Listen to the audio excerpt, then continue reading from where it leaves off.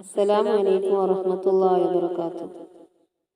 ഒരു രാത്രിയിൽ മക്കയിൽ നിന്നും അക്കാലത്ത് ഒരു മാസം വഴിദൂരമുള്ള ഷാമിലുള്ള ബൈത്തുൽ മുഖദ്ദസിലേക്കും അവിടെ നിന്ന് 7 ആകാശങ്ങൾക്കും അപ്പുറമുള്ള സിദ്റത്തുൽ മുൻതഹ വരെയും അല്ലാഹു മുഹമ്മദ് നബി സല്ലല്ലാഹു അലൈഹി വസല്ലമയെ കൊണ്ടുപോവുകയും അത്ഭുത കാഴ്ചകൾ കാണിച്ചു കൊടുക്കുകയും ചെയ്തു. ഈ 2 യാത്രകളിൽ ഒന്നാമത്തത് ഇസ്രാഹ് രാപ്രയാണം അഥവാ രാവുയാത്ര എന്നും രണ്ടാമത്തത് മിഹ്റാജ് ആകാശരോഹണം അഥവാ വാനയാത്ര എന്നും അറിയപ്പെടുന്നു.